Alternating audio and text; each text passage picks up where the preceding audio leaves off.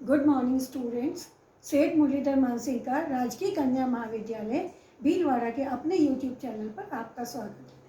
पिछले अध्ययन सत्र में मैंने आपको भोजन एवं पोषण विषय से संबंधित कुछ परिभाषाएं बताई थी।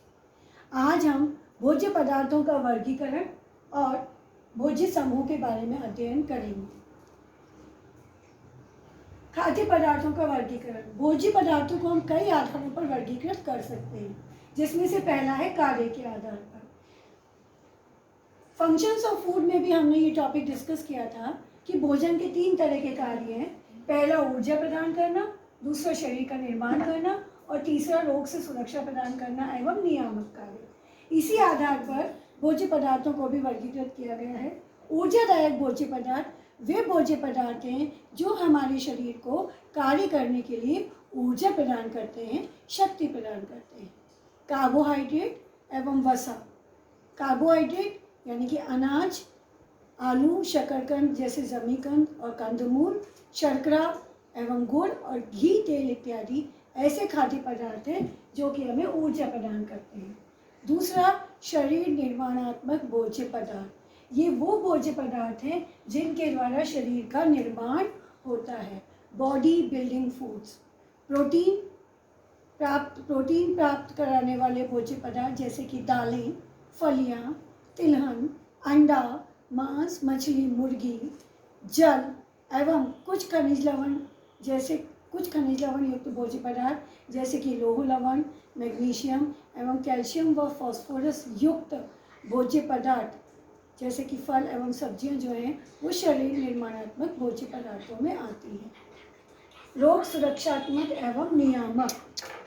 रोगों से सुरक्षा मतलब कुछ खाद्य पदार्थ ऐसे होते हैं जो हमारे शरीर में रोगों से सुरक्षा प्रदान करते हैं और शरीर की विभिन्न जैविक गतिविधियों का संचालन एवं नियमन करते हैं। सभी प्रकार के फल एवं सब्जियां सुरक्षात्मक भोज्य पदार्थों में आती हैं, क्योंकि फल एवं सब्जियां विटामिन एवं खनिज लवणों से भरपूर है और सभी विटामिन एवं खनिज लवण शरीर की विभिन्न जैव रासायनिक गतिविधियों में कोएंजाइम्स के रूप में या कैटलिस्ट के रूप में काम करते हैं और शरीर की गतिविधियों को नियंत्रण एवं नियमित करते हैं। दूसरा, विकृति के आधार पर, अर्थात कोई भी खाद्य पदार्थ भोज्य पदार्थ कितनी शीघ्र खराब हो जाता है।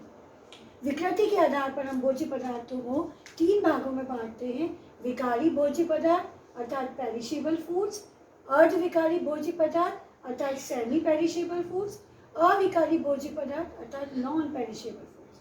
विकारी भोज्य पदार्थ जैसे कि नाम से ही पता चल रहा है, ये बहुत शीघ्र विकृत हो जाते हैं अर्थात खराब हो जाते हैं। आपने देखा होगा दूध जब दूध वाला देके जाता है और अगर आप उसको 2-3 घंटे तक गर्म ना करें तो उसमें खटास हो जाती है और ऐसे दूध को जब आप गर्म करते हैं तो ये फट जाता है। क्यों? क्योंकि दूध एक विकारी भोज्य पदार्थ है, पेरिशेबल भोज्य पदार्थ है, जिसमें बहुत जल्दी सूक्ष्म जीवाणु, कीटाणु आदि उत्पन्न होते हैं और ग्रो करते हैं और इसको खराब कर देते हैं। इसी प्रकार से हरी पत्तेदार सब्जियां अगर आप सुबह लेकर आते हैं और उनको भली भांति नहीं रखते हैं तो वो शाम तक ही बारिश के मौसम में गल जाती हैं और गर्मियों के मौसम में सूख जाती हैं, मुरझा जाती हैं, खराब हो जाती हैं। इसी प्रकार मांसल भोज्य पदार्थ, मांस, मछली, मुर्गी इत्यादि को भी अगर आप ठंडे तापमान पर न रखें तो वे बहुत जल्दी खराब हो जाते हैं। विकारी भोज्य पदार्थ केवल 8 से 10 घंटे तक ही काम में लिए जाते हैं। अगर इन्हें अधिक समय तक आपको काम में लेना होता है तो इन्हें ठंडे तापमान पर रेफ्रिजरेटर में या फ्रीज़र में सुरक्षित रखना पड़ता है। दूध एवं दूध से बनने वाले सभी पदार्थ जैसे कि दूध, दही, छाछ, पनीर विकारी भोज्य पदार्थों में आते हैं। अंडा, मांस, मछली। अर्धविकारी भोज्य पदार्थ, इसमें वे फल एवं सब्जियां आती हैं जिन्हें हम 8 से 10 दिनों तक या 1 से 2 हफ्ते तक बिना किसी विशेष सुरक्षा और व्यवस्था के संग्रहित करके रख सकते हैं। मोटे छिलके वाले फल एवं सब्जियां जैसे कि आलू, प्याज, संतरे, एप्पल इत्यादि फल जिनके कि छिलके मोटे होते हैं और जिन्हें आप 8 से 10 दिन तक, 1 से 2 हफ्ते तक बिना किसी विशेष सुरक्षा साधनों के सुरक्षित रख सकते हैं, काम में ले सकते हैं, अर्धविकारी भोज्य पदार्थों में आते हैं। अविकारी भोज्य पदार्थ अर्थात जो जल्दी से विकृत नहीं होते। साबुत अनाज, साबुत दालें, तिलहन इत्यादि ये 3 से 4 महीने तक आराम से रखी जा सकती हैं, काम में ली जा सकती हैं, जिन्हें कोई विशेष सुरक्षा की आवश्यकता नहीं होती, अविकारी भोज्य पदार्थ आते हैं। जब आपने भोज्य पदार्थों के उदाहरण दिए तो आपने एक चीज़ और नोट डाउन करी होगी कि जो विकारी भोज्य पदार्थ हैं उनमें पानी का अंश ज़्यादा होता है। 70 से 80% या 90% तक इन भोज्य पदार्थों में पानी का अंश होता है, इसलिए ये शीघ्र खराब होते हैं। अर्धविकारी भोज्य पदार्थों में पानी का अंश 60 से 70% तक पाया जाता है, फल एवं सब्जियां। और अविकारी भोज्य पदार्थ जो हैं इनमें पानी का अंश 10 से 15% के बीच पाया जाता है, इसलिए ये शीघ्र खराब नहीं होते और 4 से 6 महीने तक आप आराम से इन्हें डब्बे और कोठियों में संग्रहित कर सकते हैं। उद्गम के आधार पर अगर हम देखें तो खाद्य पदार्थों को 2 भागों में बांटा गया है। वनस्पति खाद्य पदार्थ अर्थात वेजिटेबल खाद्य पदार्थ जिनके स्रोत वनस्पति हैं, सभी प्रकार के अनाज, दालें, तिलहन, फल, सब्जियां और काफ़ी सारे कुकिंग ऑयल जो है, सोयाबीन, सरसों, मूंगफली, ये सब वनस्पति भोज्य पदार्थों में आते हैं। जानवर भोज्य पदार्थ जिनके स्रोत एनिमल्स या जंतु हैं, जैसे कि अंडा जो कि हमें मुर्गी और बतख से मिलता है, मांस, मछली, मुर्गी इत्यादि, और इसके साथ में दूध एवं दुग्ध पदार्थ जानवर भोज्य पदार्थों की श्रेणी में आते हैं। रासायनिक प्रकृति के आधार पर अगर हम भोज्य पदार्थों को बांटें तो 2 भागों में बांटा गया है। कार्बनिक अर्थात ऑर्गेनिक फूड्स, अकार्बनिक अर्थात इनऑर्गेनिक फूड्स। कार्बनिक फूड्स, ऑर्गेनिक फूड्स वो फूड्स हैं जिनको जलाने पर सब कुछ नष्ट हो जाता है और कुछ भी शेष नहीं रहता। ये प्रायः कार्बन, हाइड्रोजन एवं ऑक्सीजन के बने होते हैं, जैसे कि कार्बोहाइड्रेट युक्त भोज्य पदार्थ, वसा युक्त भोज्य पदार्थ और प्रोटीन युक्त भोज्य पदार्थ कार्बनिक भोज्य पदार्थों में आते हैं। अकार्बनिक भोज्य पदार्थ, इनऑर्गेनिक भोज्य पदार्थ जिनको जलाने पर कुछ अंश राख के रूप में बच जाता है, अवशिष्ट बच जाता है, इन्हें इनऑर्गेनिक भोज्य पदार्थ कहते हैं। और ये होते हैं खनिज लवण युक्त भोज्य पदार्थ। फल एवं सब्जियों को जब हम बर्न करते हैं तो जलाते हैं तो वो पूर्णतया बर्न नहीं होती और उनमें जो खनिज लवण होते हैं वो राख के रूप में रह जाते हैं। इस प्रकार आपने खाद्य पदार्थों का वर्गीकरण देखा, कार्य के आधार पर, विकृति के आधार पर, उद्गम के आधार पर और रासायनिक प्रकृति के आधार पर। पोषक तत्वों के आधार पर अगर हम खाद्य पदार्थों को बांटे तो हमने पोषक तत्वों के बारे में पढ़ा है। कार्बोहाइड्रेट युक्त भोज्य पदार्थ जिनमें कार्बोज अधिक होता है, प्रोटीन युक्त भोज्य पदार्थ जिनमें प्रोटीन अधिक होता है, जैसे दालें, फलियां, तिलहन, अंडा, मांस, मछली, मुर्गी इत्यादि। वसा युक्त भोज्य पदार्थ जिनमें वसा या फैट का अंश ज़्यादा होता है, जैसे कि तिलहन जिनसे तेल निकाले जाते हैं, या चर्बी जिससे लाड़ या मांसल वसा का निर्माण होता है। इसके अलावा खनिज लवण एवं विटामिन युक्त भोज्य पदार्थों में फल एवं सब्जियां आती हैं और जल युक्त भोज्य पदार्थों में जल एवं पेय पदार्थ तथा वे सब्जियां आती हैं, वे फल आते हैं जिनमें जल की मात्रा अत्यधिक होती है, जैसे तरबूज, खरबूज, खीरा, टमाटर आदि जिनमें जल की मात्रा बहुत ज़्यादा है। इन भोज्य पदार्थों को जब हम उनके आकार, प्रकार, समानता, प्राप्ति के स्रोत, संरचना, उनसे मिलने वाले पौष्टिक तत्व की समानता के आधार पर बांटते हैं तो ये कुछ भोज्य समूह बन जाते हैं। अर्थात भोज्य समूह भोज्य पदार्थों का वो समूह है जिसमें एक ही जैसे दिखाई देने वाले, यानी कि आकार प्रकार वाले, एक ही प्रकार के स्रोत से मिलने वाले, एक ही प्रकार के पौष्टिक तत्वों को प्रदान करने वाले और शरीर में लगभग एक ही समान का कार्य संपादित करते हैं। उदाहरण के लिए दूध एवं दुग्ध पदार्थों को हम देखें तो दूध एवं दुग्ध पदार्थ जो है जानवर भोज्य पदार्थों की श्रेणी में आता है, जो हमें प्रायः गाय, भैंस, भेड़, बकरी, ऊँट इत्यादि से प्राप्त होता है। हम लोग ज़्यादातर गाय और भैंस के दूध का सेवन करते हैं। दूध एवं दुग्ध पदार्थ विकारी भोज्य पदार्थ हैं। इनमें पानी का अंश ज़्यादा मात्रा में होता है, ये बहुत शीघ्र खराब हो जाते हैं। इसके अलावा ये दूध जो है वो छोटे बच्चों के लिए पूर्ण आहार और थोड़े बड़े बच्चों के लिए सप्लीमेंट्री आहार के रूप में भी काम आता है। क्योंकि दूध में लगभग सभी प्रकार के पौष्टिक तत्व पर्याप्त मात्रा और उचित अनुपात में पाए जाते हैं, जो कि एक छोटे बच्चे अर्थात लगभग 1 वर्ष तक के बालक के विकास के लिए पर्याप्त होता है।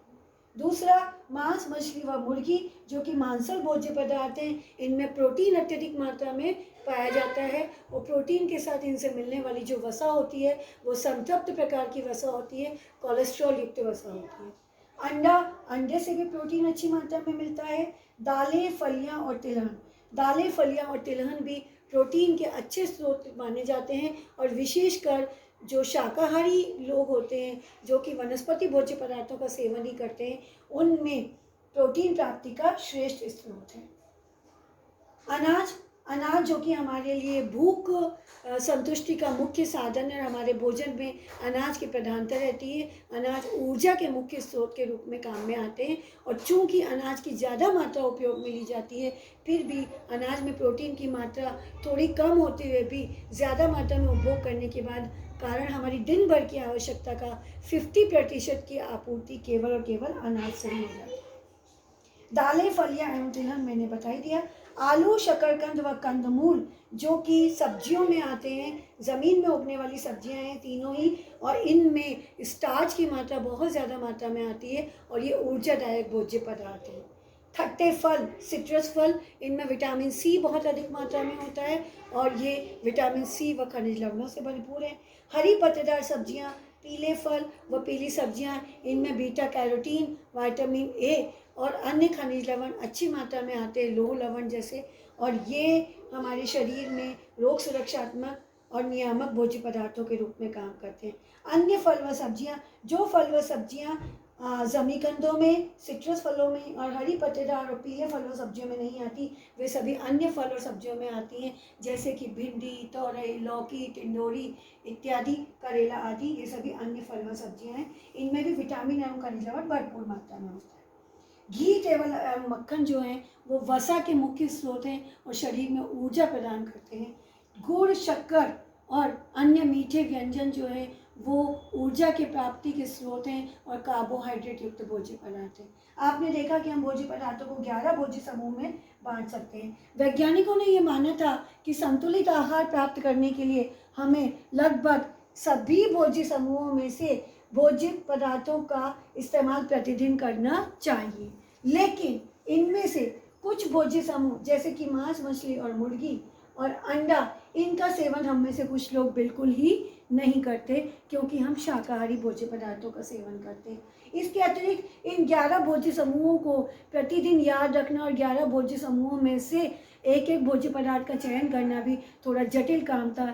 इसलिए वैज्ञानिकों ने इन 11 भोज्य समूहों का पुनः समूहीकरण कर 5 भोज्य समूहों में बांटा, जैसे कि दूध एवं दुग्ध पदार्थ ऐसे ही रहने दिया, क्योंकि दूध जो है वो पूर्ण पौष्टिक आहार के रूप में या सप्लीमेंट्री आहार के रूप में काम आता है और सभी प्रकार के पौष्टिक तत्व दूध से पर्याप्त मात्रा और उचित मात्रा में मिलते हैं। ये शरीर का निर्माण भी करता है, प्रोटीन प्राप्ति का भी अच्छा स्रोत है और छोटे बच्चों के लिए भूख प्राप्त करने का भी स्रोत है। अंडा, मांस, मछली, मुर्गी, दालें, फलियां व तिलहन, इन तीनों समूहों को मिलाकर प्रोटीन युक्त भोज्य पदार्थ बना दिया, क्योंकि इनसे प्रोटीन अच्छी मात्रा में प्राप्त होता है। अनाज, अपने आप में अनाज एक भोज्य समूह है, क्योंकि ये ऊर्जा प्रदान करने का मुख्य स्रोत है और शाकाहारियों के भोजन में मुख्य भूमिका भी निभाता है। खट्टे फल, हरी पत्तेदार सब्जियां, अन्य सब्जियां और जमीकंद, इन चारों को मिलाकर फल एवं सब्जियां कर दिया। इन फल एवं सब्जियों में से प्रत्येक समूह में से एक एक फल और सब्जी का भी इस्तेमाल अगर आप एक टाइम के आहार में करेंगे, जैसे कोई फल या सब्जी आपने नाश्ते में काम में ले ली, हरी पत्तेदार सब्जियों का सेवन आपने दोपहर के भोजन में कर लिया, अन्य सब्जियों का सेवन आपने रात्रि के भोजन में कर लिया और फल और ताज़ी सब्जियां जैसे कि खीरे, टमाटर आदि का सेवन आपने सलाद के रूप में कर लिया, तो दिन भर में सभी फल एवं सब्जियों को आप उपभोग में ले सकते हैं। इसी प्रकार से 10वां और 11वां भोज्य समूह जो है घी, तेल, मक्खन और गुड़, शक्कर आदि, क्योंकि इनसे हमें ऊर्जा प्राप्त होती है, इसलिए इन दोनों को मिलाकर एक साथ कर दिया वसा एवं शर्करा। इस भोज्य समूह की एक विशेषता ये भी है कि इसको आप भोज्य पदार्थ के रूप में कंज्यूम नहीं करते, बल्कि खाना बनाने में एडिशनल माध्यम के रूप में इनका उपयोग किया जाता है, जैसे कि घी, तेल और इसका भोजन के स्वाद एवं सुगंध बनाने में, और गुड़, शक्कर इत्यादि का सेवन हम भोज्य पदार्थों में मिठास लाने के लिए करते हैं। तो आपने देखा कि हम भोज्य पदार्थों को 5 भोज्य समूहों में बांट सकते हैं, और हमें दिन भर में संतुलित आहार खाने के लिए 5 भोज्य समूहों में से भोज्य पदार्थों का चयन करना चाहिए। अगर आप ऐसा करेंगे तो आपका भोजन संतुलित रहेगा, आप स्वस्थ रहेंगे और तंदुरुस्त रहेंगे। धन्यवाद।